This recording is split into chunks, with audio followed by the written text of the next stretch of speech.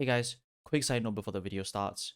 I know that there's been a lot of discourse about content regarding EWC and an active movement to boycott the event and not to bring more viewership to it.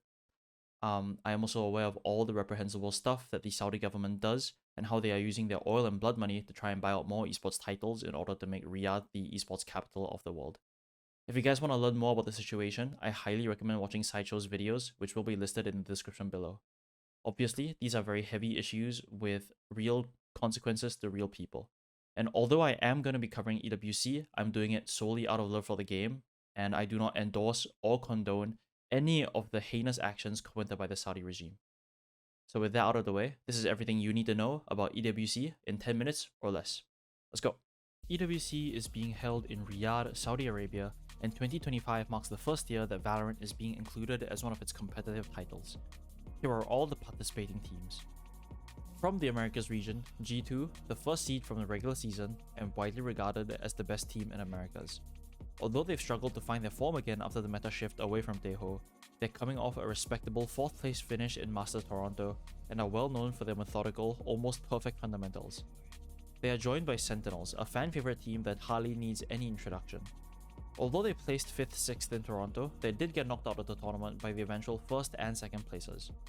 Overall, while they did not finish quite as high as people expected, this team is undeniably talented, with a good mix of young guns in Zekan and Narrate, and veteran leadership in John Cutie and Zelsis. And the energy and hype they bring to events is unmatched.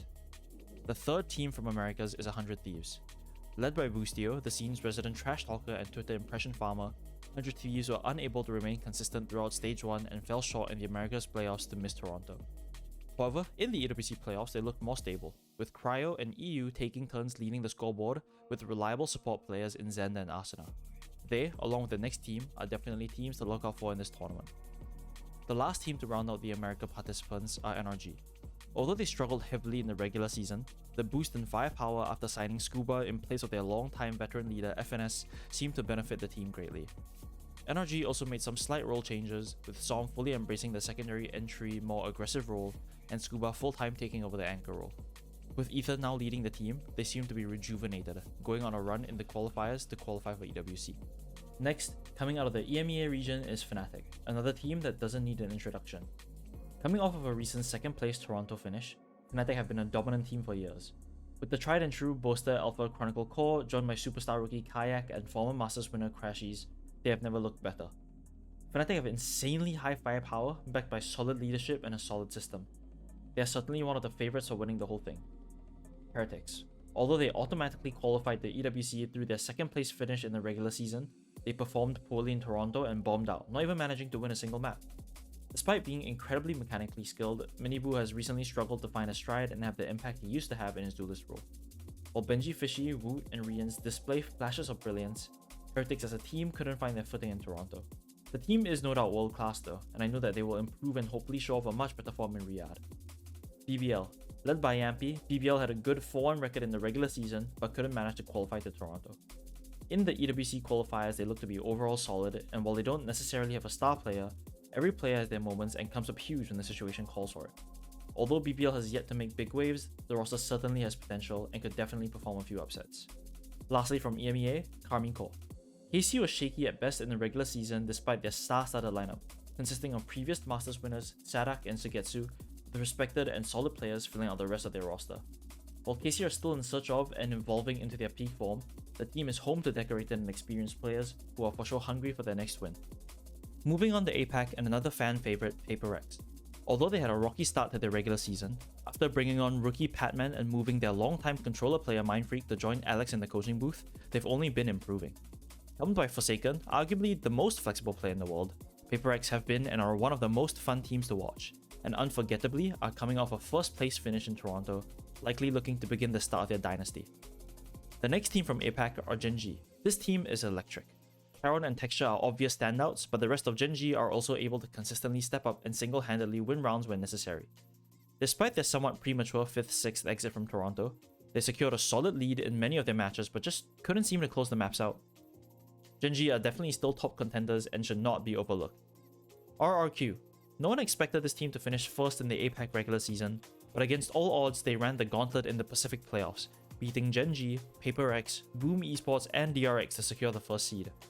While they were unable to keep their form through to Toronto and were eliminated early in their run, Jemkin's consistency with the AWP in finding first picks makes this team extremely scary to deal with, and RRQ could definitely be wildcards in this tournament. The last team rounding out the APAC participants are DRX. While they fell short in the playoffs to barely miss qualifying to Toronto, DRX remain a dominant team domestically. With the experience that their IGL Marco brings and the sheer fragging power Human has in this duelist role, DRX are definitely dark horses with lots of upset potential. Last but not least, China. Of course, there's no talking about the Chinese region without mentioning EDG. Since their entrance into the international Valorant stage, EDG have been nothing but impressive, making deep run after deep run in almost every event they play.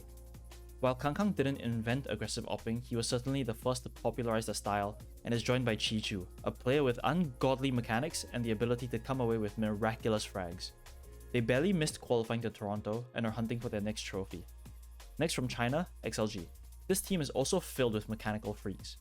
Rarga and Coconut somehow managed to escape tough spots by just deciding that they're better and just one-tapping the entire enemy team, and they were the first seed out of China coming into Toronto Masters.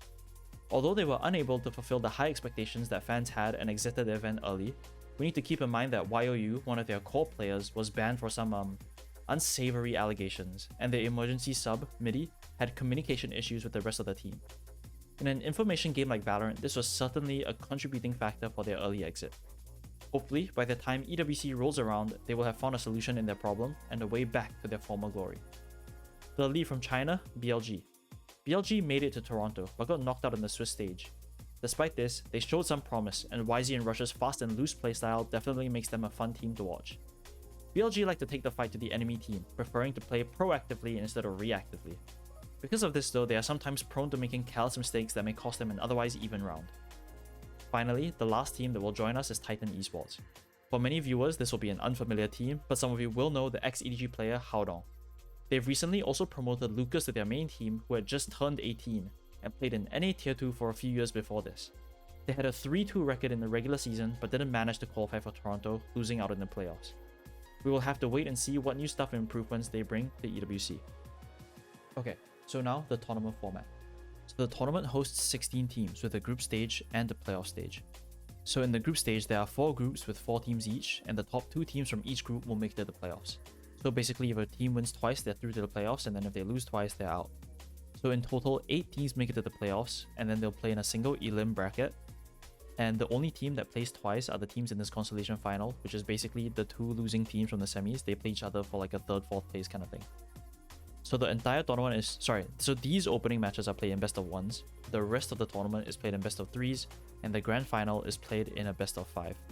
So these opening matches will start at the same time together at this time on your screen right now, and then an hour later, these 2 opening matches will start again at the same time at this time on your screen right now. And I'm pretty sure all the matches will be streamed on separate streams, so yeah, you can still watch everything. Most matches will begin at the same time day to day, but of course there is some variance, so remember to check the schedule on your VLR or Wikipedia, whatever, to make sure that you know when your favorite team is playing, or like the matches that you want to watch anyway. The prize pool for this tournament is as follows. I think it's $1.25 million. The top team wins 500k, and then it gets less and less until the 5th to 8th, and they all win 40k flush. And yeah, that was pretty much all you needed to know about EWC in 10 minutes or less.